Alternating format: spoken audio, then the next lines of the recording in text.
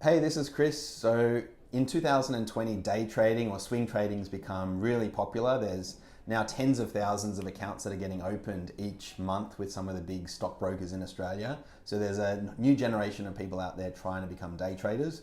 I started day trading back in the late 90s, so remember this euphoria pretty well from back then. And what I've learned is there's really two groups of traders out there. So group number one, these are the professionals. I think they make up probably less than 1% of the traders out there, but these are the people that do it as a full-time profession. They have awesome setups, they have all access to information, they have fantastic systems, and you can think of them as like snipers sitting on the top of the buildings. They're looking out for arbitrage opportunities, which are like free ways to make profit, or looking for any silly mistakes that everyone else makes, and they're looking to pick them off and make quick profit. These people are really consistent in their making of profit. They can have profitable days, probably 9 out of 10 days, because they have very tested and consistent strategies of doing that. That's group number one. They actually exist throughout the cycle, except for they're making extra money at the moment because there's more people to pick off. The other group are newbie investors. Now, every cycle there's always a bunch of new people that want to get started day trading.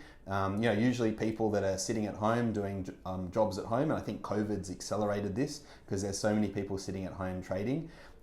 What usually happens in the cycle is these people tend to make some profits early, and so they get very excited and they get very confident in their ability. But slowly what happens is that the snipers, the professional traders on this side, snipe them off one by one and take all their profits away. And this has happened in the late 90s, this happened in the 2000s, and I think it's going to happen again. Unfortunately, if you don't have a system and a really tested strategy for making money, and also all of the access to information, the chances are that you're going to be one of the sheep that's getting picked off by all the professional traders, and actually your chance of making money in the share market day trading or swing trading is actually no better than just going to the casino.